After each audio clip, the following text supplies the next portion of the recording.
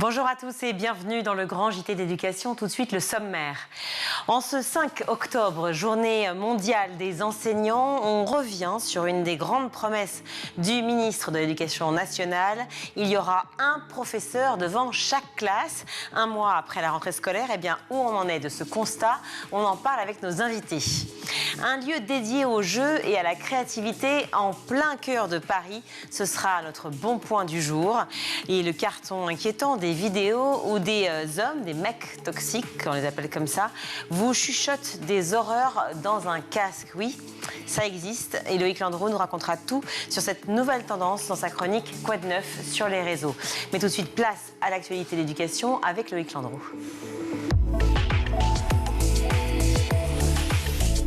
Loïc, bonjour. Bonsoir Virginie, bonsoir à tous. Aujourd'hui, c'est la journée mondiale des enseignants, l'occasion pour Gabriel Attal de faire de nouvelles annonces autour des savoirs fondamentaux. Le ministre de l'Éducation était ce matin à la Bibliothèque nationale de France à Paris et il a annoncé la mise en place d'une commission exigence des savoirs. Il veut en fait élaborer une stratégie de reconquête des savoirs fondamentaux à la lumière de plusieurs rapports et contributions qui ont été commandés à des spécialistes de chaque matière ces dernières années. Cette commission aura pour but de proposer des orientations claires, des choix simples et une mise en place rapide pour le français et les mathématiques qui sont pour Gabriel Attal des matières centrales qui permettent de performer ensuite dans les autres. Les conclusions seront rendues sous 8 semaines pour une mise en œuvre à la rentrée 2024. Le ministre qui a également annoncé le lancement dès la semaine prochaine d'une grande consultation auprès des 860 000 professeurs de France. Ce sera sous forme de questionnaire qui sera proposé sur les priorités et les actions à mettre en place pour élever le niveau de l'école. Les enseignants pourront évoquer librement leurs pratiques, leurs manques et aussi les innovations qu'ils imaginent pour bâtir l'école de demain. Des réponses qui viendront alimenter la commission donc sur les savoirs fondamentaux. Gabriel Attal a aussi et enfin annoncé la mise en place d'un autre groupe de travail, celui-ci sur la formation initiale. Il souhaite en fait inventer les écoles normales du 21e siècle et former les nouveaux professeurs juste après le bac. On poursuit avec ce projet de loi sur la sécurité numérique présenté aujourd'hui à l'Assemblée. Avec des dispositions pensées pour protéger nos enfants, notamment et peut-être même surtout du cyberharcèlement. Alors ce texte prévoit par exemple la levée de l'anonymat sur Internet d'ici 2030. Chacun devra utiliser son identité réelle et plus du tout un pseudo, ce qui permettra évidemment de mieux repérer et de mieux sanctionner les harceleurs. Ce projet propose également une peine de bannissement des réseaux sociaux à l'encontre des cyberharceleurs, mais aussi des personnes jugées coupables de diffusion d'images violentes, de pédopornographie, de proxénétisme, de négationnisme ou de provocation à la haine. Et l'idée surtout, c'est que cette peine puisse être appliquée très en amont. Écoutez Jean-Noël Barrot, c'est le ministre délégué en charge du numérique, il était ce matin sur France Info. Cette peine de bannissement, nous allons l'étendre avec le Parlement pour qu'elle puisse être prononcée dès le début de l'enquête, sans attendre une condamnation. De manière préventive. De manière préventive pour éviter la récidive et mettre fin beaucoup plus tôt à ces phénomènes de raids, de violence et de haine qui sont déclenchés par une minorité d'internautes sur les réseaux. Voilà, ce texte a été adopté massivement et à l'unanimité, même au Sénat ces dernières semaines. Jean-Noël Barrot espère donc qu'il sera aussi voté au Parlement pour une promulgation officielle début 2024. On en vient à ce maire qui a refusé d'accueillir des ministres pour protester contre le manque d'enseignants. Il s'appelle Patrice Leclerc, c'est le maire communiste de Gennevilliers en région parisienne et il a voulu frapper un grand coup. C'est d'ailleurs la première fois de sa carrière qu'il prend une telle décision. En fait, cet après-midi, le ministre du Travail, Olivier Dussopt, et Carole Grandjean, qui est ministre déléguée à l'enseignement et à la formation professionnelle, étaient en visite dans un CFA de la ville. Et vous savez, au cours de tels événements, il y a ce qu'on appelle l'accueil républicain, qui est une coutume. Les maires donc accueillent les ministres. Eh bien, Patrice Leclerc, a refusé de se déplacer au motif, je le cite, que le gouvernement et Gabriel Attal maltraitent les enfants et les parents de sa ville. Pourquoi il dit ça? Il a d'ailleurs publié un communiqué. Il précise que depuis la rentrée scolaire, 200 élèves n'ont pas d'enseignants attitrés. Il en manque précisément 6. Une situation qui est très stressante, bien sûr, pour les parents, dont certains ont témoigné sur RTL. Chaque matin, ils attendent l'affichage pour savoir si leurs enfants sont pris en charge ou non. Une maman explique même que sa fille de CE2 a déjà passé plusieurs journées dans une classe de CP. Et selon le rectorat, 4 recrutements sont en cours pour cette école de Gennevilliers. Et bien sûr, on dédiera notre émission justement à ce problème du manque d'enseignants en France. Dans l'actualité également, les punaises de lit, des enseignants qui font valoir leur droit de retrait ce matin à Paris. Ça se passe au lycée Élisa Lemonnier dans le 12e arrondissement. Il est resté porte close tout au long de la journée, en cause la découverte hier de punaises de lit dans le CDI. Et puis très tôt ce matin, dans différentes salles de travail, il y a une brigade canine qui est intervenue pour repérer les nuisibles, ce qui m'a permis de savoir que ce sont les chiens qui repèrent les punaises de lit. Il y a une désinfection qui a été effectuée et dans la foulée, le proviseur a engagé chacun à reprendre les cours, comme si de rien n'était. Et c'est là que les 150 enseignants ont effectivement fait valoir leur droit de retrait. 80% des 1200 élèves étaient également partis à la mi-journée, mais ils vont devoir justifier leur absence, puisque je vous rappelle que pour le proviseur, il n'y avait aucun problème à reprendre les cours. Une autre désinfection a eu lieu cet après-midi et le rectorat, lui, ne veut pas fermer l'établissement pour le moment. On termine avec des menaces d'attentats qui ont visé des dizaines de lycées en France depuis le début de l'année. Oui, alors après enquête, ces messages ou appels téléphoniques se sont tous révélés être des canulars d'adolescents, si bien que certains lycées ont décidé de ne plus contacter la police en cas de menaces de ce type. Et c'est une erreur, selon Sonia Fibleuil, qui est porte-parole de la police nationale. Elle était ce matin sur RMC et elle affirme que tous les cas sont traités avec beaucoup de sérieux. Elle détaille également le profil de ces lycéens et leur mode opératoire. Il s'agit de profils assez diversifiés puisque nous avons eu d'interpellations en général de jeunes adolescents. Donc c'est surtout pour faire peur ou pour tester aussi de nouveaux modes opératoires. Il s'agit de pénétrer dans l'espace sécurisé de travail des établissements scolaires en général par l'utilisation des messageries d'élèves en se faisant passer pour l'élève, c'est-à-dire en hackant au préalable les logins, les mots de passe de connexion de l'élève pour pénétrer dans son espace sécurisé. Ce qui permet en fait d'avoir beaucoup plus de puissance en diffusant tous les mails. Merci beaucoup Loïc. Le monde a plus que jamais besoin de professeurs, a dit Gabriel Attal ce matin dans son discours à la Bibliothèque nationale de France. À ce propos, nous allons revenir ensemble sur le « un professeur devant chaque classe ». Alors ambitieux projet, certes martelé par le président de la République, quand on connaît l'ampleur de la pénurie de professeurs dans les écoles françaises. Alors un professeur devant chaque classe, promesse tenue, point d'interrogation, c'est la question du jour. Selon un sondage publié mi-septembre par le syndicat SNES-FSU, il manquerait donc un enseignant dans 48% des collèges et lycées en France. Pour en parler, je suis ravie d'accueillir Sandrine Hautecoeur. Bonjour. Bonjour. Merci d'être avec nous. Vous êtes secrétaire fédérale du SGEN SFDT. Et Laurent Zamekowski, bonjour. Bonjour. Bienvenue à nouveau sur ce plateau, porte-parole de la Fédération parents d'élèves de l'enseignement public, donc la PEP. 3100 postes non pourvus en juillet dernier. Est-ce qu'on peut dire que cette rentrée s'est mieux déroulée que l'année précédente? Je vous prends à contre-pied, ça me fait sourire. Vous attendiez à la catastrophe? Eh bien oui, mais non, mais est-ce que finalement c'est mieux qu'avant? C'est mieux que l'année dernière. Oui, c'était on ne peut pas dire le contraire, mais c'est toujours une catastrophe. Voilà. Laurent Zamekowski, pardon. Effectivement, c'est moins pire. Mais pas de beaucoup. Je veux dire, on n'a pas quand même constaté un changement monumental, malheureusement. Et surtout, on est inquiet pour la suite, puisqu'on va arriver dans des périodes d'hiver où les gens vont tomber malades, etc. Et je pense que quelque part, toutes les cartouches ont été un peu grillées. Et d'ailleurs, pas que dans le collège et lycée, mais aussi dans les écoles primaires. Et il n'y a pas de réserve d'enseignants remplaçants. Donc on s'interroge un peu sur la suite. Est-ce que winter is coming et l'hiver va être rude? Ça, c'est un hommage au prince Charles, enfin au roi Charles maintenant. Dans l'émission Quotidien à la rentrée, Gabriel Attal avait dit que tous les élèves avaient été accueillis. Accueillis, est-ce que c'est le terme, Laurent Zamekowski? Ça, oui, ils ont tous été accueillis, ça je le confirme, heureusement d'ailleurs. C'est pas la même chose d'être accueilli que d'avoir un professeur justement dans la classe, peut-être? Alors, en tout cas, sémantiquement, c'est clair que c'est pas la même chose. Ouais. Donc les mots ont été... Est-ce que c'est un jeu de mots justement volontaire?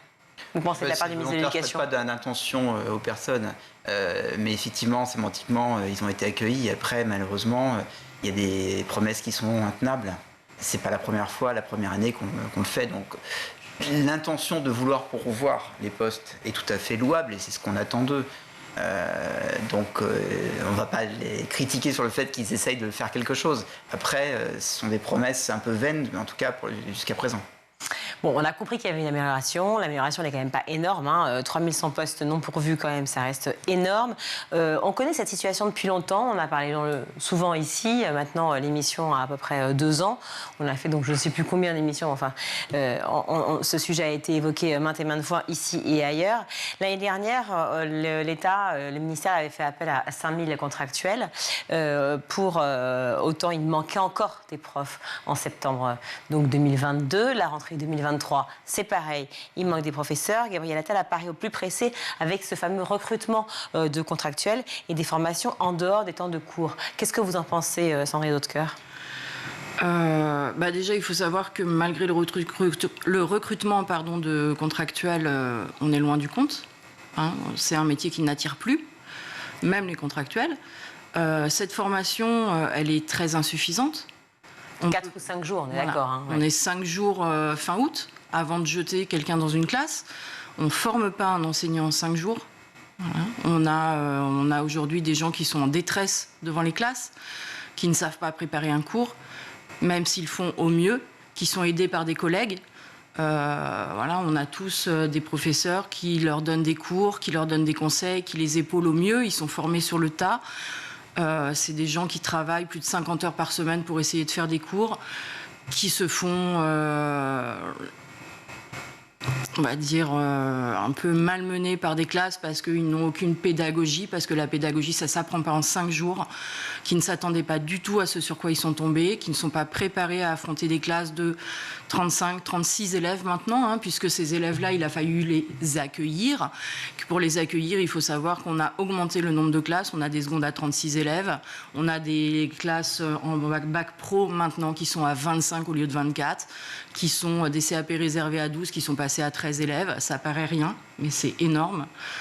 Ce sont des situations que le SGEN-CFDT doit dénoncer aujourd'hui. Bien sûr. Parce que c'est plus possible. Et on a mis des professeurs en souffrance, on a mis des élèves en difficulté. Et on n'a pas résolu le problème. Ce que je ne comprends toujours pas, c'est que cette situation, encore une fois, vous l'avez dénoncée plusieurs fois, l'un et l'autre, ainsi que tous vos confrères. Laurent Zamekowski, quand on sait la difficulté aujourd'hui de pouvoir justement faire appel à de nouveaux arrivants dans le métier, on sait que les conditions de travail sont compliquées, que la rémunération est un vrai sujet, encore et toujours, même s'il y a eu des améliorations, certes, mais ça reste un sujet. Est-ce que, entre le job dating et le pacte enseignant, finalement, le gouvernement fait du bricolage, comme l'a dit Claire Pioloty-Lamorte, qui est la présidente de l'Association des professeurs de mathématiques? Déjà, vous ne récupérez pas du jour au lendemain plus d'une décennie ou des décennies de dérives. Je veux dire, les académies sont lourdement impactées par le manque d'enseignants depuis très longtemps, comme l'Académie de Versailles, qui est la plus grosse académie de France. C'est pas une nouveauté. Quand j'entends effectivement les 5 jours pour le job dating, les gens, quand on est dans l'Académie de Versailles, on trouve ça formidable. Parce que nous, c'était plutôt 5 minutes. Donc on est passé de 5 minutes à 5 jours, ce qui est un progrès. Les professeurs n'étaient pas du tout formés, vous voulez dire? Non, bien sûr. Ils arrivaient, vous les recrutiez. Je veux dire, pour être contractuel, il suffit d'avoir un casier judiciaire vierge et pour le primaire, d'être bac+3 et pour le secondaire, bac+4. Éventuellement même en poterie. Donc tellement on ne trouve pas. Donc par exemple, on a eu le cas de quelqu'un qui était à Pôle emploi, que Pôle emploi a envoyé pour un poste de maths au collège. Malgré la bonne volonté de la personne qui est venue un peu là obligée, il a fait ce qu'il a pu. Mais c'est pas parce que vous faites du marketing que vous êtes bon pour devenir un prof de maths. À l'inverse, quand même, je voudrais défendre quand même les contractuels, pas avoir le stéréotype. C'est pas parce que vous n'avez jamais enseigné au départ que vous n'avez pas aussi une certaine affinité. Il y a des gens qui ont la fibre. Et effectivement, dans certains cas, on ne peut pas le généraliser, ces personnes-là arrivent à devenir très vite rentrer dans le job et arriver à faire des choses assez exceptionnelles. Donc on ne peut pas avoir une vision manichéenne en disant ceux qui viennent du job dating, qui sont des contractuels, sont forcément mauvais et ceux qui ont suivi le cursus est forcément bon. C'est pas aussi simple que ça, mais néanmoins, la formation elle est essentielle et surtout la pédagogie, comme disait madame, parce que effectivement quand vous êtes face à une classe, déjà il faut la gérer. Et deux, il faut être capable aussi de déployer un cours. Il ne suffit pas simplement de lire le manuel. Et oui, c'est toute la différence, effectivement, entre un sachant, hein, on fait souvent la comparaison avec Einstein, aurait-il été un bon professeur de mathématiques, on ne sait pas. Mais ce problème de la pédagogie et de la formation, vous le dites vous-même, c'était 5 minutes avant. Donc si aujourd'hui c'est beaucoup mieux, voire 100 fois mieux, 1000 fois mieux, et qu'on reste quand même bouche bée devant le job dating, ça veut dire que quel est l'état de l'enseignement en France et qu'est-ce qu'on veut pour la France aujourd'hui? Qu'est-ce que ressentent les professeurs? Aujourd'hui, on sent un décalage énorme entre ce que veut le gouvernement et ce que veulent les enseignants. Nous, ce qu'on veut aujourd'hui, ce que le SGEN demande et ce qu'il reçoit par rapport aux enseignants, c'est simplement que les enseignants, ils aimeraient pouvoir avoir le temps de faire leur travail correctement, d'avoir le temps de former des jeunes, qu'on leur donne le temps, qu'on leur donne la place. Et ce que le gouvernement veut, c'est des effets d'annonce. Et quand ils disent on va remettre des maths, remettre du français, mais ils pensent qu'on fait quoi dans les établissements en fait? Des maths et du français, on en fait. Du sport en premier degré, il y en a. Mais vous dites que vous voulez du temps pour former des jeunes, mais si ces mêmes jeunes ne viennent pas, vous dites vous-même qu'ils ne viennent pas, puisque finalement ce métier n'attire plus. Donc en fait, peut-être que le problème, c'est l'attrait déjà. Mais l'attrait, il est du fait qu'en fait, on a augmenté énormément les missions de l'enseignant. Alors on a fait l'école ouverte, on a fait les devoirs faits, on nous a rajouté énormément de missions, on nous a rajouté énormément de travail. On a modifié les formations aussi.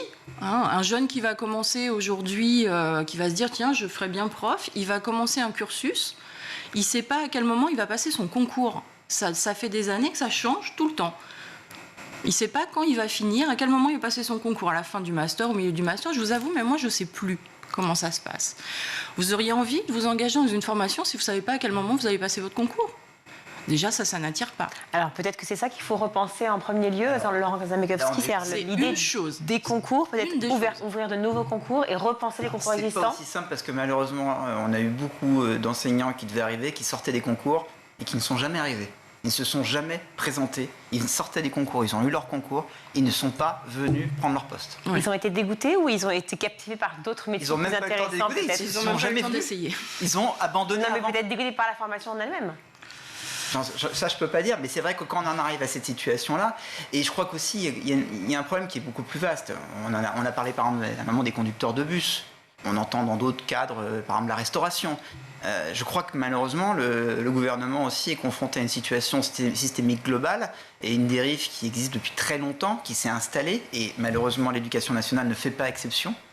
Et chez nous, je pense que c'est encore même surreprésenté.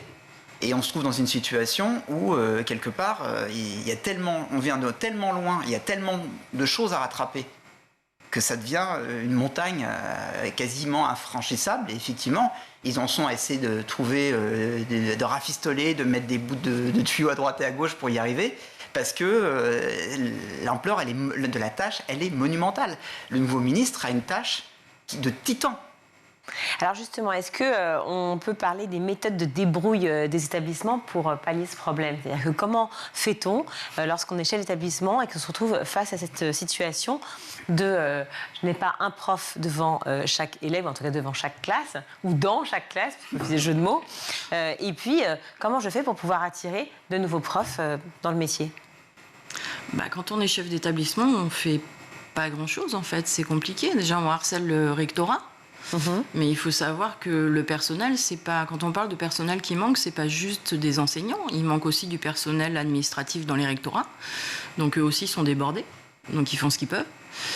Quand on est chef d'établissement, dans l'administration, ils sont débordés? Oui, il manque de personnel aussi dans les rectorats et dans les administrations. Ce qu'on appelle le personnel déconcentré, ils sont aussi en manque de personnel. Donc il y a des problèmes aussi de retard d'affectation dû à ce manque de personnel aussi. Parce qu'ils ne sont pas suffisamment nombreux. Eux aussi, ils sont débordés. Donc des fois, ça met du temps à trouver une affectation parce que juste, il n'y a pas assez de personnel non plus à ce niveau-là. Trop de lourdeur administrative, peut-être? Oui. Trop de lourdeur aussi. La capacité à répondre. Nous, par exemple, les parents, on envoie très souvent... Déjà, les parents envoient leur candidature, mais aussi on envoie des candidatures d'enseignants sur lesquelles nous n'avons pas de réponse. D'accord, donc en fait, il y a des personnes qui souhaitent travailler qui sont en mesure de pouvoir faire ce métier et capables a priori de le faire, même si la formation est insuffisante, et qui finalement n'y arrivent pas, faute de lourdeur administrative. Quelque part, heureusement qu'il y a eu les job dating, parce que ça a permis à des gens qui n'avaient pas eu de réponse de pouvoir enfin en avoir une pour pouvoir aller à ces job dating. Avant, c'était lettre morte. Mais alors, je reviens effectivement à la méthode de débrouille, parce que certains nous disent, c'est quand même, voilà, on fait avec ce qu'on a. C'est-à-dire que oui, certes, on fait des demandes auprès du rectorat, ça ne fonctionne pas. Donc, eh bien, on va demander à un prof de maths tout d'un coup nous assister pour la physique ou la chimie ou pour les cours de sciences naturelles. On va demander aussi à un professeur de lettres d'assister pour l'histoire. Est-ce que c'est ça aussi, l'idée? C'est de dire à un moment, bon... Avec les moyens qu'on a à l'intérieur, c'est-à-dire que, moi je vais prendre l'exemple de mon établissement, on a une classe qui s'est retrouvée avec... pas de prof de maths, pas de prof d'anglais et pas de prof d'atelier. Donc l'atelier, c'est quand même 12 heures dans l'emploi du temps, sur 30. Donc les profs d'atelier, qui eux avaient déjà leur classe et leur emploi du temps plein, ont chacun pris quelques heures qu'ils ont pu donner à leur classe. Des heures qui sont payées en plus? Des heures qui sont payées en plus. Grâce au nouveau plan mis en place par Gabriel Attal? Pas pour ceux qui ont refusé de le signer. Donc c'est des heures supplémentaires comme elles existaient avant. Comme elles existaient avant, pas par rapport au pacte enseignant. Pas par rapport au pacte. Mais le problème, c'est que pour cette classe-là, c'est quoi? C'est pas un prof. Ils en ont eu 4, des profs. Alors, parce que normalement, ils doivent avoir un prof d'atelier qui va avoir un développement suivi de cours, etc. Là, ces 4 profs, ils ont bidouillé, on va dire. Alors, c'est pas que c'est mal fait, c'est pas le problème, mais ils n'ont pas eu de temps de concertation en se disant, toi tu vas faire cette partie-là, moi je vais faire ça, moi je vais faire ça. Ce temps de concertation, ils ont dû le prendre, il n'a pas été payé, donc c'est sur leur temps personnel, donc c'est du temps en plus, donc ils ont déjà leurs heures de cours. Ils ont ces heures de cours devant élèves qu'ils se rajoutent pour que ces gamins-là ne se retrouvent pas sans cours, et en plus, ils doivent se concerter pour avoir quelque chose de cohérent entre eux. Et puis c'est énorme. Pas de continuité pédagogique pour les élèves, c'est quand même très pour les élèves, c'est quand même compliqué. Ils sont censés avoir un prof pendant 12 heures et ils se retrouvent avec 4 ou 5 profs, je sais pas combien ils étaient, 4 je crois, pour réussir à faire quelque chose.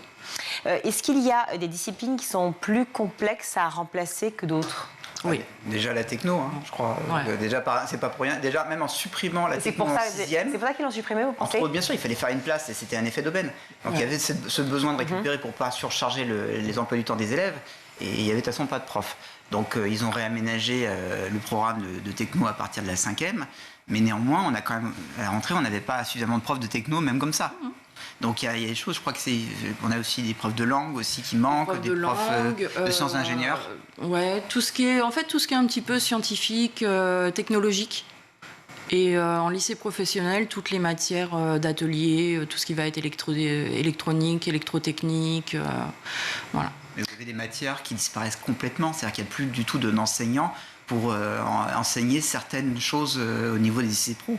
C'est-à-dire que ça n'existe plus. Il y a des savoir-faire qui disparaissent complètement.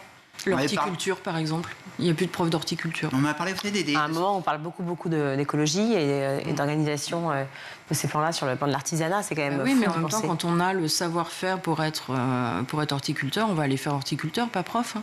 Aujourd'hui, ça n'attire plus. Donc, Alors justement, comment fait-on pour pouvoir attirer de nouveau les professeurs? C'est une question que se posait déjà le ministre Pap Ndiaye, le ministre Blanquer et tous ceux qui ont précédé aussi avant, puisque ce n'est pas nouveau comme problématique, sauf que là, elle est flagrante.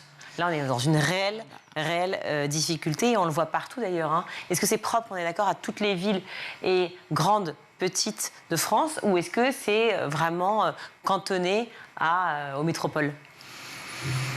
Le problème, c'est que... alors, je pense que c'est plus flagrant dans nos académies, clairement. Mais en même temps, le concours proches de Paris. Ouais, les académies proches de Paris. Prenez les Hauts-de-Seine, par exemple, c'est compliqué avec un salaire d'enseignant. Donc, forcément, d'un côté, dans certaines villes, ça peut être plus intéressant parce que le contexte est un peu plus facile, tranquille. Les conditions de vie. Mais de l'autre côté, si vous devez venir en plus, c'est notamment la région Île-de-France, c'est pour ça qu'il y a le Grand Paris, etc. Mais en attendant, les liens pour venir d'une banlieue à une autre, c'est assez compliqué. Oui. Donc, faut repasser. C'est pour ça que Paris est mieux servi, puisque en fait, finalement, tout converge par Paris. Et pour venir d'une banlieue à une autre, c'est compliqué, et c'est long. Et c'est décourageant aussi, parce que en termes de qualité de vie, c'est pesant. Donc moi, en tout cas, dans les conversations que j'ai avec vos collègues, on le voit qu'il y a bien sûr, comme vous dites, la question des rémunérations, mais pas seulement, aussi des conditions de travail, essentiellement. Et on parle aussi beaucoup aussi d'une administration qui est compliquée et qui est un peu maltraitante. Et je crois qu'il y a il faut aussi redonner un peu envie. Il faut que... Attendez, vous ne pouvez pas nous donner une information aussi importante en la glissant comme ça, c'est-à-dire une administration maltraitante? J'ai même des échanges, mais je pense que madame sera mieux placée pour moi. Mais oui, je vous assure, elle va aussi ajouter son petit mot. On les sent pas très heureux dans le fonctionnement et dans le fait de se sentir, je dirais, notamment les chefs d'établissement d'ailleurs, un peu appuyés, de se sentir reconnus en fait, dans leur travail. Et quelque part, ça a un impact parce que parce que on est tous ensemble, on est dans le même bateau, les parents, les élèves, les enseignants et les chefs d'établissement. Et quelque part, si les uns et les autres ne sont pas heureux, ça rayonne dans le mauvais sens. Et voilà, et on voit à quel point d'ailleurs un chef d'établissement, lorsqu'il met un coup de, ça entraîne toute l'équipe. Et franchement, vous avez un métier qui est extraordinaire parce que vous êtes vraiment chef d'orchestre, vous amenez les choses, mais je sais que c'est pas forcément facile au quotidien et que pour certains, il faut avoir, on va dire d'une certaine manière, un peu la foi. Un ressenti donc extrêmement pénible, à la fois de non-connexion, de cette verticalité dont on parle en permanence, qui à la fois peut heurter, mais qui en permanence est là aussi pour normalement aider effectivement à la relation professeur-rectorat. Et manifestement, c'est vide. Ouais. C'est assez bon. Après, un exemple de maltraitance toute simple. Tout à l'heure, on parlait de ces gens qui ont eu le concours et qui ne se sont jamais présentés. Y a une explication, notamment sur les concours du deuxième degré, toute simple, c'est-à-dire que c'est un concours national. Quand on le passe, on le sait. Mais ça devient compliqué quand on habite dans le sud et qu'on se retrouve systématiquement sur Créteil ou sur Versailles. Alors on l'accepte, on a passé un concours national, d'accord. On sait que c'est le risque, on sait que c'est là qu'il y a besoin d'enseignants. Mais quand d'un coup on découvre que quelqu'un qui était sur Créteil se retrouve dans le sud à votre place, c'est quand même difficile à accepter. Et ça, c'est quand même de la maltraitance. De s'amuser à faire bouger les gens comme ça, d'un bout à l'autre de la France, sans avoir regardé leur dossier, sans s'être dit, non, pourquoi on le ferait lui bouger lorsque sa famille est là, si on en met un autre au même endroit, etc. Et ça fait des années et des années. Ce que je comprends pas, pardon, mais... Cette administration, c'est sourde aveugle, c'est une même administration qui est capable d'envoyer des lettres lunaires à des parents qui ont des questions de harcèlement. Référence à Charline Avenel, à ce qui s'est passé à l'académie. Là, elle est, en soi, elle est responsable, elle n'a pas... Mais on voit cette situation dans toutes ces administrations et que ça gère aussi bien les questions liées aux chefs d'établissement, aux demandes que vous pouvez faire quand il y a des remplacements, les parents quand vous voulez avoir les questions d'affectation, les parents aussi quand vous êtes confrontés à des questions d'inclusion, du handicap. On est en permanence face à une administration qui est comme un robot. Mais oui, justement, ma question, c'est ça. Parce que ce que je ne comprends pas, c'est que ceux qui sont en face de vous n'ont pas la volonté de nuire à l'éducation, ni de nuire au personnel éducatif. Donc pourquoi on se retrouve face à une situation où vous ressentez un dédain, un mépris, une incapacité à... Pourquoi vous parlez de robotisation, effectivement, de placement de personnel à des endroits où il ne devrait pas aller, effectivement, qui coûtent beaucoup plus cher, en fait, ces déplacements. Mais ça va même plus loin, parce c'est une hérésie. En tant que syndicat, nous, on les appelle en leur donnant des noms. On leur dit, cette personne-là, elle est à tel endroit, elle voudrait changer sa place avec telle autre personne qui est à tel endroit. On leur donne les noms, on leur donne les lieux. Il y a juste à faire les échanges et s'y refuser. Mais refuser pour quelle raison? Il n'y a pas de raison. Ils ne donnent jamais de raison. Il n'y a pas d'explication. C'est non, ça a été fait comme ça, point final. Il y a forcément une raison. Je veux dire, il faut qu'on puisse... Venez nous expliquer sur ce plateau ce qui se passe. Non, on a besoin de comprendre. La plupart du temps, c'est l'application bête et méchante de directives sans justement faire preuve du mot qui a été dit, justement, de discernement. Oui. Et de responsabilisation aussi de chacun. Je veux dire, tout le monde est déresponsabilisé et personne ne se pose de questions et fonctionne. Et le pire, c'est que les personnes qui elles-mêmes se trouvent à faire ce genre de choses de temps en temps sont également maltraités par leur propre administration et qu'ils en souffrent aussi. Mais évidemment, c'est une aberration. On se doute bien qu'ils ne font pas ça volontairement, donc c'est le système qui ne va pas et qui déraille. La récente hausse des salaires annoncée par Gabriel Attal, est-ce que cette annonce-là pourrait régler ou en tout cas améliorer, si on peut dire, l'espoir d'un recrutement plus important de profs pour la rentrée prochaine? Non, hein, je vous peut-être. Oui, vous ne le sentez pas dans les autres cas. Bon, Laurent Zamakovski. Je crois que quelque part, il y a aussi une nécessité de régler un certain nombre de problèmes préalables pour aussi, hormis la question financière, parce que quelque part, oui, on peut acheter plein de choses avec l'argent, mais est-ce que c'est que la bonne motivation? Est-ce qu'il ne faut pas plutôt arriver à susciter les vocations, à donner envie? Parce que c'est ça la différence, c'est donner envie, redonner envie. Donc les paramètres, on les connaît, effectivement, ce sont les salaires, ce sont les conditions de travail, et c'est effectivement la reconnaissance, la prise en compte de la pénibilité et se sentir respecté dans son travail. Tout ça, c'est des conditions dont on parle depuis quand même plusieurs années, voire même décennies. Donc tout ça, le gouvernement et même le ministre lui-même le dit, l'éducation lui-même, Gabriel Attal le dit. Il dit, je suis bien responsable et comment dire, conscient de cette problématique. Et donc il veut faire avancer les choses. Ça veut dire que vous ne le croyez pas? Ça veut dire que vous ne ressentez pas les efforts? Peut-être qu'aussi, il y a aussi une situation qui est plus globale et que la question de l'éducation, elle n'est pas indépendante des autres questions qui touchent le pays, et notamment une masse fonctionnaire dans d'autres domaines et un coût global. Et à un moment, il se trouve à devoir faire des arbitrages. Et voilà, la question, c'est qui va avoir, vers qui ça va aller. Mais il y a quand même des règles. Vous ne pouvez pas dire, bah, tiens, finalement, on est dans la fonction publique, mais on va rentrer dans une logique de l'offre et la demande. Vous disiez tout à l'heure, Laurent Zamakovski, que beaucoup de parents finalement se proposaient aussi. Est-ce que c'est aussi pour les chefs d'établissement une solution? Moi je l'ai vu avec l'école de mon fils par exemple. J'ai reçu plusieurs mails avec besoin d'un prof de physique, besoin d'un prof de chimie, besoin d'un prof de maths, etc. Est-ce qu'on va aussi aller chercher chez les parents des personnes disponibles? En tout cas, les parents souvent se proposent. Il y a beaucoup aussi de parents dans une deuxième vie qui décident de faire quelque chose de plus impliqué, de plus engagé. Utile. Et donc, justement, ils se lancent dans l'enseignement. Bien évidemment aussi, après, le statut de contractuel est plus intéressant parce que vous pouvez plus facilement choisir où vous êtes, parce que justement, d'un côté, vous voulez faire ça, mais c'est pas pour aller traverser la France. Et surtout, à partir d'un certain âge, vous êtes installé avec votre famille. Donc, si on vous explique qu'il faut complètement déménager, et puis avec, effectivement, un salaire d'enseignant, c'est pas forcément motivant. Mais en revanche, sur de la proximité, c'est quelque chose qui s'envisage de plus en plus, donc on le voit de plus en plus. Après, bien évidemment, il faut aussi apporter le suivi, la formation, pour que petit à petit on les fasse monter en compétences, même si certains ont des vraies compétences d'origine par rapport à ce qu'ils ont pu faire dans le passé et aussi par rapport à leurs aptitudes naturelles. Donc ça, c'est une piste à développer, mais on voit, je reviens sur ce que je disais, c'est que souvent l'administration n'est pas en capacité de pouvoir accueillir cette proposition. Puis il va se poser un autre problème, c'est que si on fait appel effectivement à des parents et que ces parents-là vont vouloir, pourquoi pas, se proposer à ce nouveau métier, ils vont peut-être se diriger par facilité vers le privé et non pas vers le public, j'imagine, parce qu'ils auront la possibilité de choisir justement peut-être les écoles vers lesquelles ils vont aller, non? Je pense pas là. Non. Non. Non. Non. On se rend compte qu'on a de plus en plus effectivement de gens qui rentrent en deuxième carrière. Et non, je ne pense pas qu'ils se dirigent vers le privé.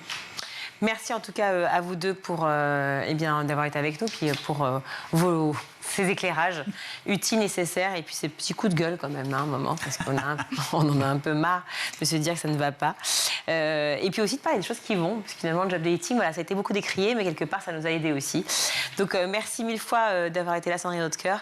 Je rappelle que vous êtes secrétaire générale du SGAN SFDT. Secrétaire fédéral. J'ai dit fédéral ou général? J'ai dit général. Ah, général. Moi, je change les choses comme ça. Fédéral, pardon. Promotion. Oui. Je ne sais pas si c'est une promotion d'ailleurs. Général. Bon, ben voilà, demain. Secrétaire fédéral pour l'instant, SGAN SFDT. Et Laurent Zamakovski, porte-parole donc de la PEP, la Fédération des parents d'élèves de l'enseignement public. Merci beaucoup, beaucoup. On marque une courte pause, on se retrouve.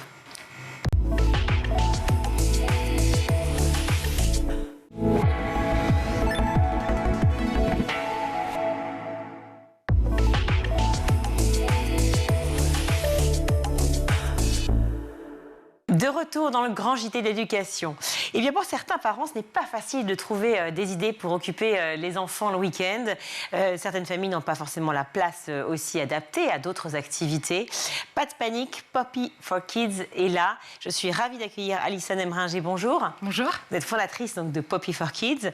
Poppy for Kids, c'est un lieu, c'est ça, d'activité pour les enfants, mais on y va aussi trouver des jeux, tout simplement, pour passer du temps et pour pouvoir faire ce qu'on ne peut pas faire à la maison. Exactement. Moi, j'aime bien dire que c'est comme à la maison, mais en mieux. C'est une salle de jeu un peu géante où on a plusieurs espaces thématiques. Et c'est aussi un endroit multi-activités. C'est un peu le temple du jeu libre puisque les enfants... l'endroit, en fait, favorise l'exploration.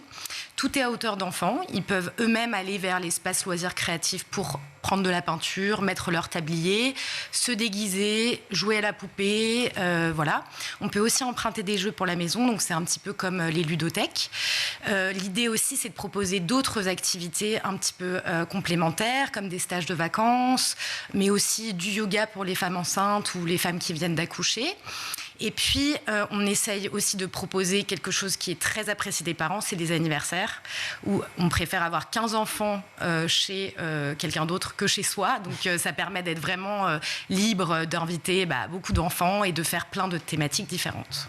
Oui, surtout, en fait, quand vous dites pas forcément chez soi, c'est parce qu'en fait, on est ravis d'avoir des personnes qui savent organiser l'anniversaire de rêve et prévoir l'activité en question dont rêve l'enfant. Peut-être que c'est ça que vous proposez, qui est différent aussi d'autres lieux qu'on peut trouver à Paris. Oui, tout à fait. Et puis, le cœur de ce projet, c'est vraiment de proposer un lieu ressource, puisqu'il n'y a pas énormément en fait, d'endroits kids-friendly dans Paris, notamment, alors que ce sont des endroits essentiels pour les enfants, puisque le jeu est essentiel à leur développement. C'est comme ça qu'ils apprennent, c'est comme ça qu'ils expérimentent. Et finalement, il y a beaucoup d'endroits qui ne sont pas tellement adaptés à eux. C'est pourquoi... je veux construire, Poppy en tout cas, c'est un lieu de proximité, comme près de l'école, près de la boulangerie, près de la maison, où on vient pour faire plein de choses différentes et mieux que si on le faisait chez soi. Et c'est aussi un lieu pour créer une relation peut-être différente entre les parents et l'enfant ? Oui, il y a des études qui montrent que les parents ne passent pas assez de temps qualitatif avec leurs enfants. Enfin, c'est les parents qui le disent, bien sûr. Et du coup, ce type de lieu, ça permet en fait ça, puisque on n'a pas de tentation d'aller faire autre chose. On est là pour jouer avec son enfant à des jeux qu'on n'a pas forcément chez soi. Et l'enfant est aussi différent à l'extérieur de la maison. Donc, c'est bien pour les enfants pour être avec leurs parents, mais aussi c'est bien pour les enfants qui ne sont pas forcément à la crèche, par exemple, et qui ont besoin de se sociabiliser. Donc, ils viennent avec leur nounou. Ça fait une sortie une fois par semaine. Il n'y a pas les mêmes jeux, pas les mêmes activités. Bon, moi, je suis très client de ce type de lieu, bien évidemment. Forcément. Néanmoins, c'est un peu toujours l'enfer. Je ne sais pas si vous l'avez vécu, mais il y a toujours beaucoup trop de monde, beaucoup trop d'enfants. Donc, du coup, ça crie, ça hurle. C'est pas du tout reposant. Et... les jeux sont toujours pris, c'est en bazar, etc. Est-ce que chez vous, vous avez réussi à créer une sorte de sérénité globale qui permette qu'on puisse passer vraiment un bon moment et que même de venir là-bas, ça ne devienne pas finalement un truc genre purée. Voilà. Non, sans l'insulte. J'ai juste dit purée. C'est une petite insulte. Et il le redit en plus. Alors oui. Effectivement, il y a une certaine sérénité chez Poppy. En fait, il y a plusieurs espaces. Déjà, ça permet... Donc, il y a un espace détente où les parents peuvent s'asseoir, boire un café, par exemple, pendant que les enfants jouent dans d'autres pièces. Moi, j'ai une jauge aussi pour justement garantir cette sérénité. Et puis, en fait, les enfants, ils sont assez différents là-bas que chez eux. Ils partagent plus, puisque c'est les jeux de personnes. C'est mes jeux à moi, donc il n'y a pas de dispute. Et puis... l'ambiance générale, c'est assez chaleureux, ça ressemble un petit peu à un appartement, il y a du parquet, c'est assez clair. Donc finalement, on n'est pas du tout dans un entrepôt énorme, c'est plutôt convivial.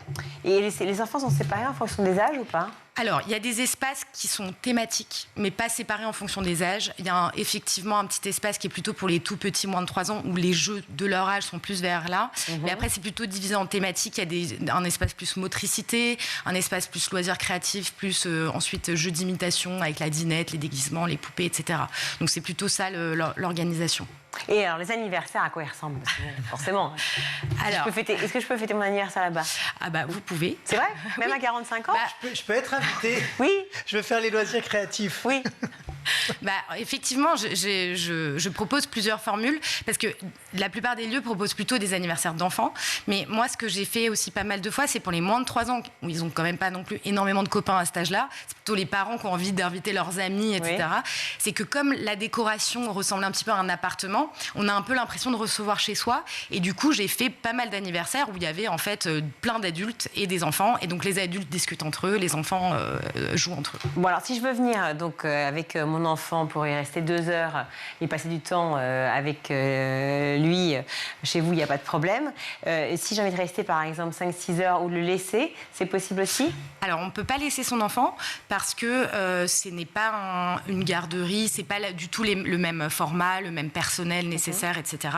En revanche, il peut venir avec un accompagnant. Ce n'est pas forcément ses parents, ça peut être la nounou, les grands-parents. Et c'est ça qui est intéressant, c'est que c'est un lieu de vie familiale. Échanger de partage. Voilà, exactement. D'accord. C'est bien résumé. Donc, Poppy for Kids, on va sur le site, on a toutes les infos, ce que ça coûte, combien, les horaires, etc. Ouvert tous les jours? Mardi au samedi. Du mardi au samedi. Ah oui, donc dimanche, lundi, non. Dimanche, pas Alors, l'enfant. Dimanche pour les anniversaires, si. Ah d'accord, très bien. Pas pour le jeu libre. D'accord. Écoutez, merci beaucoup, Alyssa Demringer. Merci d'être venue sur le plateau du Grand JT.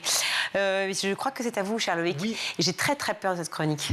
Très peur de ce que je vais entendre. Ça va bien se passer. Non, j'ai peur.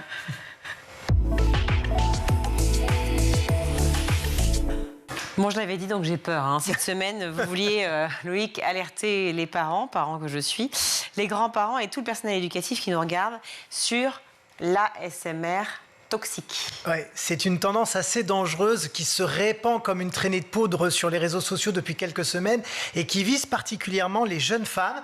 Alors, il s'agit de vidéos qui mettent en scène des hommes réels, en dessin ou en 3D, qui critiquent, qui intimident, qui rabaissent, voire qui insultent celles qui les regardent.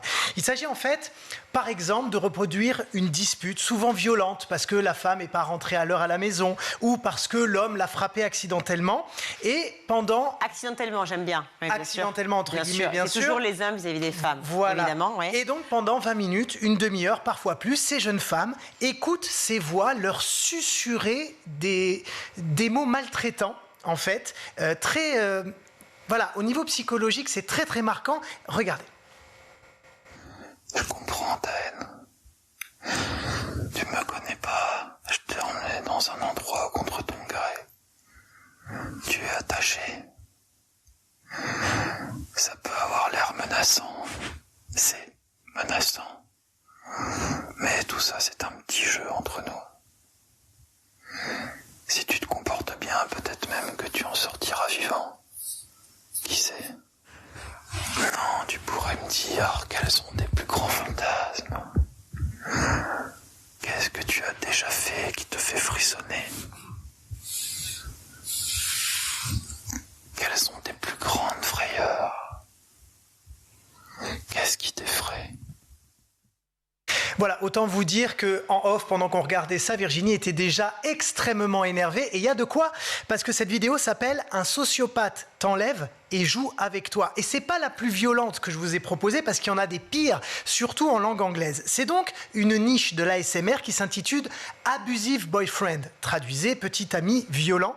Il y a des millions de vues sur ce type de contenu partout dans le monde et tout autant de commentaires assez flippants de jeunes femmes qui disent adorer se faire parler de cette manière-là. Non, mais c'est ça qui est terrifiant. C'est les hommes qui aiment le faire et celles qui aussi adorent être traitées comme ça. Bon, est-ce qu'on peut déjà rappeler ce qu'est la SMR, pour ceux qui ne savent pas? Alors, la SMR, c'est quelque chose comme ça, où on susurre et on fait des petits bruits comme ça, tac, tac, tac, tac. ça vous prend la tête. Mais bien sûr, je sais que vous n'aimez pas, mais non, ça fait un carton. Ça a été lancé en 2010 et ça veut dire Autonomous Sensory Meridian Response, qu'on peut traduire par réponse autonome des méridiens sensoriels. C'est une sorte d'hypnose à la base qui est pensée comme une source d'apaisement et beaucoup de gens s'en servent d'abord pour dormir. Et il y a une personne, donc vous l'avez vu devant son micro, qui fait plein de petits bruits avec des objets différents. Ça peut être avec ses ongles sur la table, ça peut être ses cheveux, ça peut être différents objets et on chuchote des choses. Comme les gens, vous savez, qui font du bruit quand ils boivent. Eh ben, mais il y a ça, une demi-heure de gens qui font des bruits de bouche, ils mangent, ils boivent, etc. Regardez, ça va être plus parlant.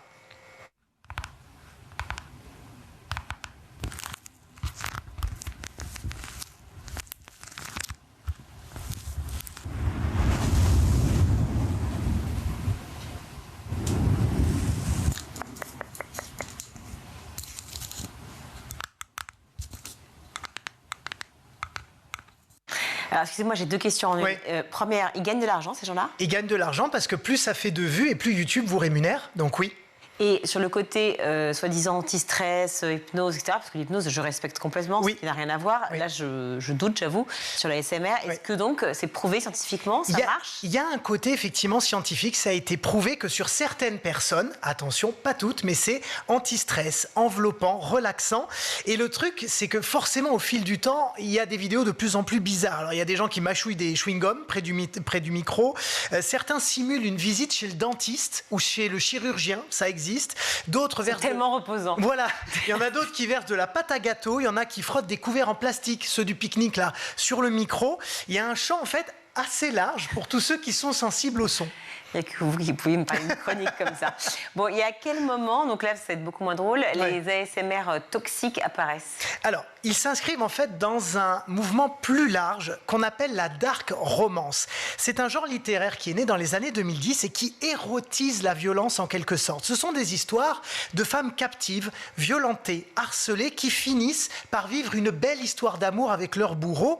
Et là encore, beaucoup de jeunes femmes, des adolescentes sont fans de ce style-là. Et c'est ça, ce succès, qui a donné envie à ces créateurs de contenu de créer l'ASMR toxique sur ce même ton. Oui, on aurait pu dire de la littérature subversive, hein, et pas aussi problématique. C'est quand même pas tout à fait la même chose. Oui, tout à fait. Ça n'engage que moi, mais bon. Alors, quand vous dites que les jeunes femmes, puisque c'est particulièrement des femmes, c'est la cible, oui. Comme quoi, bon, donc aiment ce style, vous exagérez ou pas du tout? On sait que d'habitude, j'ai une propension à tout exagérer, mais là, non. Non, mais quand on me connaît, si. mais là, non. Là, non, parce que... il suffit de lire les commentaires sous les vidéos, j'en ai regardé peut-être une vingtaine, ça m'a vraiment choqué de voir la banalisation de la violence psychologique dans la bouche de ces jeunes filles. Et il y a presque, je dirais, une excitation sexuelle autour de ces insultes et de ces disputes. Et le problème, c'est que ça biaise forcément les rapports entre les hommes et les femmes qu'elles auront plus tard. Voici ce que dit Maria Scaptura, qui est chercheuse sur la masculinité et la violence à l'université de l'Arkansas. Elle a été interrogée par nos confrères de l'ADN. Elle dit « Les filles et jeunes femmes apprennent dès leur plus jeune âge que de tels comportements sont potentiellement romantiques. La combinaison d'attentes hétéronormatives à l'égard des femmes, dans lesquelles le harcèlement et les abus sont normalisés, et d'une misogynie qui dicte aux femmes d'apprécier l'attention des hommes, conduit à la production de contenu qui romantise ce comportement. C'est la tempête parfaite. » Voilà, vous voyez, c'est là où je le sais très bien. La perversité de la chose. Complètement. On voit bien d'ailleurs, c'est que des hommes vis-à-vis des femmes d'ailleurs. On ne voit pas l'inverse. Il n'y a pas l'inverse. Voilà. Il n'y a pas de femmes qui insultent les hommes. En tout cas, j'en ai pas trouvé. On peut avoir un jugement premier sur celui-ci. Et donc ça... Mais il y a même une autre tendance, figurez-vous, parce que ça va plus loin, c'est que maintenant, les youtubeurs se mettent en live, en direct, et les internautes leur demandent de les insulter en ASMR. Et donc, voilà, demain vous vous connectez, oui, Virginie, je voudrais que vous me traitiez de papa, et l'autre il fait etc. Ça va jusque-là. S'il vous plaît, protégez vos ados, les filles, mais les garçons aussi, parce que ça rejoint aussi maintenant les garçons, parce que s'ils sont un peu fragiles, vos ados, ces insultes, ce harcèlement, ce ton agressif peut encore les mettre dans un état plus dépressifs, plus fragiles qu'ils ne le sont déjà. Et regardez peut-être aussi si votre ado ne s'amuse pas à faire de l'ASMR toxique ou à insulter des gens en direct sur YouTube. Ce sera ça aussi de gagner. Non, et puis encore, vous le dites, je le répète, je ne fais que paraphraser effectivement Maria Scaptura, c'est ça, mais c'est de penser que la violence peut être romantique. Exactement. Voilà. Il faut faire très attention. Merci beaucoup. Merci Loïc pour cette chronique qui me fait... Vous voyez le petit emoji, vous savez, vert qui vomit? Oui. Voilà. C'est celui-ci. Merci beaucoup quand même pour l'information. Tout de suite, on va retrouver Malika Ménard dans Souvenir des Colliers. Cette semaine, son invité est le musicien Ryan Sachs. Là, tu es saxophoniste, c'est aussi ton métier. Ouais. L'autre métier qui te fait rêver, alors, c'est kiné? Ouais, c'est vraiment le contact avec le patient. Si je devais choisir entre les deux, bah forcément, ma first passion, c'est le saxophone. Mais tu ne dois pas faire ce métier-là toute ta vie? Toute ma vie, je pense pas. Je pense pas. Après, on ne jamais dire jamais. Je laisse la porte ouverte si jamais, mais je... T'es pas assez passionné? Si, c'est même pas une question de passion. Là, c'est plus une question de... Je me vois pas en fait sur scène comme à 40 ans, 50 ans. Je me vois plus peut-être dans mon studio en train de peut-être de composer des trucs. Ouais. Mais être présent sur scène ou quoi. Mais c'est t'aimes physique, bien quand quoi. même cette communion. Moi, je kiffe, mais je pense que tout a un début et tout a une fin aussi sur ce point de vue. Parce que tu te vois, tu m'as dit, à 40-50 ans avec ta famille. Bah ouais, je pense. Et tu veux pas avec des être gosses, trop en gosses, déplacement. Ouais. Non, j'aimerais bien profiter de ma famille, mais aussi... et c'est aussi ce pourquoi je me suis efforcé à me mettre à fond aussi dans les études, à pas lâcher l'école. À continuer les études. Tant bien même, ça serait tentant de ne vivre que de ça. Ouais, voilà. Mais faut pas lâcher. Le saxophone, tu l'as appris au conservatoire. C'est ça. J'imagine que ça devait être assez strict, non? Ouais, c'était strict, mais ça m'a apporté beaucoup de bonnes choses aussi dans ma vie professionnelle, dans le sens où depuis tu as 5 ans, moi j'ai commencé à 5 ans, depuis l'âge de 5 ans, on te formate à passer des concours à chaque fin d'année, devant des personnes que tu connais pas, des jurys dans une salle, une ambiance vraiment très, très orale de bac, orale de brevet ou quoi, et... ça m'a permis aussi la gestion de gérer du stress. Ouais, du stress. Je suis pas stressé. Jamais. Il y a toujours un petit peu. Il faut du bon stress, mais en soi, j'arrive à le gérer très très bien. Voilà. Et après, donc il y a le conservatoire. Autre période quand même avec un peu de stress, c'est médecine. Ouais. T'en gardes quel souvenir de la préparation de ces concours? C'était intense. C'était intense. On était coupés du monde pour le coup. Genre, on vivait pour les cours. En soi, j'en garde un bon souvenir parce que ça m'a apporté aussi plein de bonnes choses. J'ai pu développer ma mémoire, parce que c'est beaucoup de par cœur. Ouais. Et puis, j'ai un peu touché à tout, la logique aussi. J'étais pas trop quelqu'un de logique, tu vois. Là, t'es devenu hyper logique. Pas hyper logique, mais je me suis amélioré. Donc voilà. Et on l'a dit au début, après, en 2020, il y a le confinement, tu exploses sur les réseaux. Comment est-ce que tu le vis à ce moment-là? En vrai, de vrai, je comprends pas trop. Oui. Parce que moi, en fait, je vois juste des chiffres en fait, qui montent. Je me dis pétard. Et puis plein de médias qui s'intéressent à toi. Ouais, c'est vrai. Ça, j'avais pas trop aussi... J'étais un petit peu surpris par tout ça. Mais comme il n'y a jamais eu cet objectif-là de faire des vues, de faire tout ça, en fait, je suis resté dans mon normal comme maintenant, en fait. Tu vois, pour moi, ça change pas. J'ai pas trop le recul de me dire, il y a quand même des gens, tu vois, qui me suivent ou quoi, même si c'est pas encore énorme, tu vois, mais ça m'a surpris, bien évidemment. Et après, tu as affiné ton style musical. Ouais, c'est ça. Je me suis un petit peu plus, comment dire, j'ai un petit peu plus approfondi le délire et... Comment tu le décrirais d'ailleurs, ton style maintenant? Jeune, moderne, lounge, du deep house, quoi. Les musiques un petit peu, c'est vacances, Saint-Tropez, bon mood. Et est-ce que tu as des modèles qui t'ont inspiré? Des modèles qui m'ont inspiré, il y a beaucoup de jazzman en soi. John Coltrane, Sonny Rollins, c'est des saxophonistes, voilà. Ils sont très connus. Ouais, c'est des saxophonistes qui sont connus. Et non, moi, de toute façon, je connais que Ryan comme saxophoniste. Voilà. C'est carré. C'est déjà la fin de ce numéro. On se retrouve demain, toujours en compagnie de Ryan Sachs pour la suite de Souvenirs d'écolier. Merci Malika, merci Ariane. Et à demain. Tout de suite, c'est le meilleur de School TV avec le Zap. Ce lien, vous le dites également en introduction, peut être une entrave. Oui, alors on a, je dis aussi, on vise la victoire et on doit souvent, parfois se contenter de l'échec. On est entravé par beaucoup de choses, le nombre d'élèves par classe, le peu d'heures de cours, l'abandon total, la disparition totale des psychologues, des médecins. En fait, on assume, on est avec eux. Oui, eux et nous, on est très seuls. Professionnel, j'entends. On assume beaucoup de choses. Les élèves se confient beaucoup à nous, les parents aussi, et voilà, c'est ce qui fait que c'est impossible, au-delà des copies et tout ça, de rentrer chez soi en ayant fermé la porte totalement parce que ce sont des gens en souffrance. Mais d'autant plus que vous laissez votre téléphone ouvert, sans doute votre boîte mail, c'est quand même ce qui a changé de manière absolument massive par rapport à il y a une vingtaine d'années dans les écoles, c'est cette accessibilité permanente des enseignants. Oui, mais de manière surprenante, les parents, par exemple, ne nous sollicitent pas sur nos téléphones personnels, bien sûr, puisqu'on n'en a pas de professionnels, mais les élèves s'en saisissent. C'est ça. Et à des fins tout à fait louables et nobles, et donc ils posent leurs questions, ils nous écrivent ce qu'ils n'osent pas nous dire, donc ça crée un autre type de lien en dehors de l'espace de la salle de classe, mais dans des proportions tout à fait raisonnables et supportables.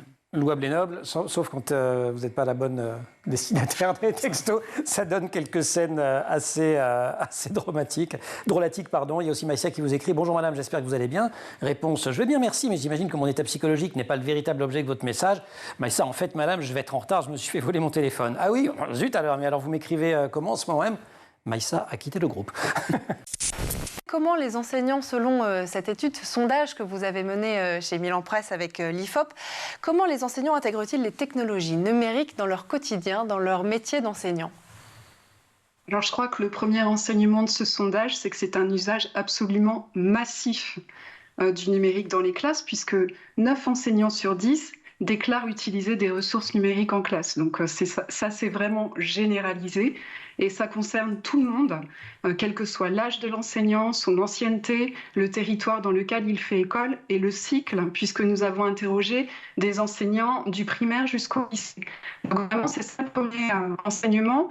Et parmi ces 9 sur 10, il y en a les 2 tiers qui utilisent des ressources numériques toutes les semaines. Donc il y a vraiment un usage très ritualisé dans la classe. Marianne Denis, qu'est-ce qu'on entend aujourd'hui par ressources numériques ? C'est un peu un melting pot de plein de choses. Est-ce que vous pouvez nous donner une définition ? Alors, pour eux, des ressources numériques, c'est tout ce qui peut venir de supports numériques. Donc, il y a un usage très important de ressources mises à disposition par l'Éducation nationale. 67% des enseignants les utilisent. Mais juste derrière, il y a aussi des ressources qui ont été recommandées par leurs pairs et des ressources d'éditeurs privés. Ils font beaucoup appel à des chaînes YouTube. Ils sont 62% à dire qu'ils font appel à des chaînes YouTube et ils font aussi beaucoup appel à des ressources qui sont présentes sur les ENT. Donc c'est vraiment des usages très diversifiés. Et ce qui est intéressant aussi de voir, c'est que c'est des ressources qu'ils ont découvertes par des recherches personnelles. En fait, ils préparent leurs cours en allant sur Internet, en regardant ce qui existe, et c'est par des recherches personnelles qu'ils intègrent ces supports numériques dans leurs cours.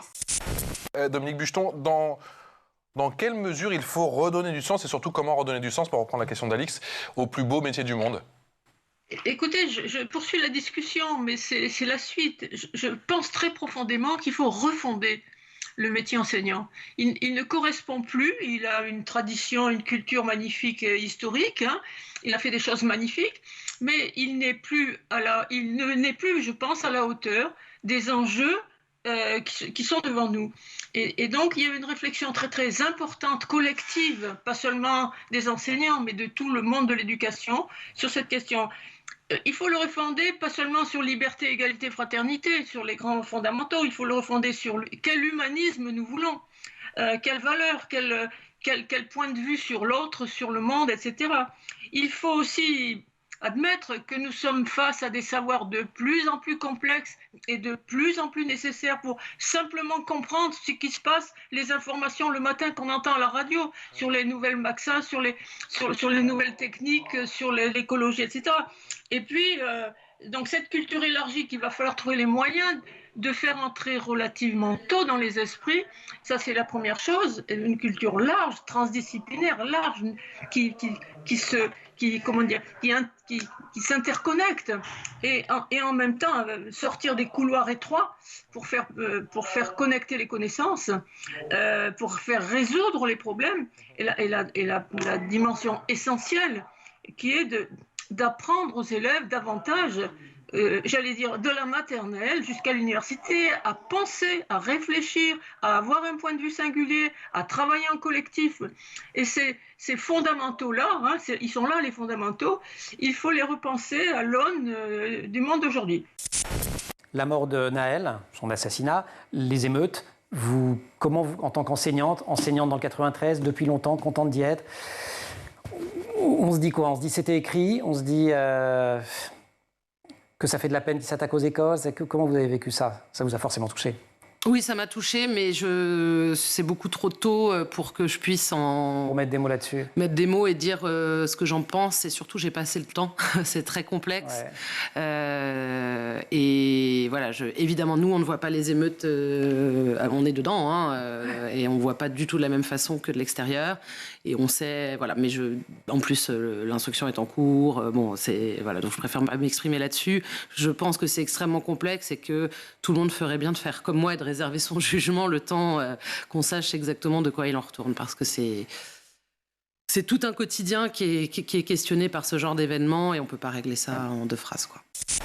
Pour vous, effectivement, la crise sanitaire a fait changer quelque part les mentalités dans l'enseignement. Elle a accéléré vraiment très fortement l'usage du numérique. Alors, au moment de la crise sanitaire, on le sait, hein, les écarts ont été creusés, donc le tout numérique pour faire classe avait évidemment ses limites. Mais malgré tout, les enseignants, ils ont découvert une autre façon, d'autres outils qui peuvent avoir des qualités d'interactivité, d'attractivité pour les élèves. Donc, ils ont appris à les utiliser, ils ont découvert des ressources. Nous, chez Milan, pendant le confinement, on a vu très nettement l'usage de nos ressources numériques proposées aux enseignants exploser. Un site comme unjourunactu.com qui décrypte l'actualité pour les élèves, ça a doublé en trafic pour les enseignants. Donc il y a eu vraiment des usages qui se sont beaucoup développés et qui, pour partie d'entre eux, sont restés dans les classes ensuite. Mais cette crise des vocations, j'ai quand même le sentiment, en lisant ce qui se passe à droite et à gauche, notamment sur le continent américain, le continent africain, que cette crise des vocations, elle est mondiale, même si, effectivement, en Amérique du Nord, il n'y a pas ce problème avec les salaires. Comment vous l'expliquez ? Alors, je pense que c'est un problème qui est un problème un peu systémique et qui est lié d'abord à la considération du métier. Les salaires, la formation, les conditions de travail, le regard que porte la société sur les enseignants, même si les recherches nous montrent que globalement la population respecte ses enseignants, hein, les estime, mais il y a une question de considération du métier et le fait que avec les nouveaux médias, les nouvelles technologies, le savoir est accessible, beaucoup plus accessible par tous et toutes. Et quand on réduit l'enseignement à la transmission de savoir, effectivement, il y a une perte de considération du métier. Or, le métier, c'est beaucoup plus que simplement transmettre du savoir. C'est tout un aspect éducatif et de formation qu'on est en train peut-être de perdre de vue, qu'on a perdu un petit peu de vue avec l'apparition de l'accès à la connaissance, mais qui semblerait devoir revenir parce que maintenant qu'on a passé cet effet d'accès à la connaissance un peu nouveau, depuis quelques décennies, on se rend compte que finalement, être confronté à la connaissance, être en distanciel, être confronté à des machines, c'est peut-être pas tout pour apprendre et que la place de l'enseignant reste primordiale. Voilà pour le Zap, c'est la fin de cette édition. Merci à vous tous de nous avoir suivis. Canal 247 sur les Freebox, Canal 217 sur les box Orange et YouTube, bien entendu, pour voir et revoir toutes les émissions, www.schooltv.com. J'aime bien le dire comme ça entièrement. C'est bien. Rappeler le... Oui. Voilà. Merci à vous, Loïc. Avec un grand plaisir. Toujours. À demain. Et puis donc, pas d'ASMR toxique. Merci beaucoup pour vos enfants, ni même pour vous-même. Et on se retrouve, oui, demain. Super, formidable. À la réalisation aujourd'hui, c'est Xavier Sanchez. Le son, c'est Louise Merlin. Le maquillage, Laure Audemont. Laura Girard et Emma Ferret pour la rédaction. Très belle soirée à tous. Ciao.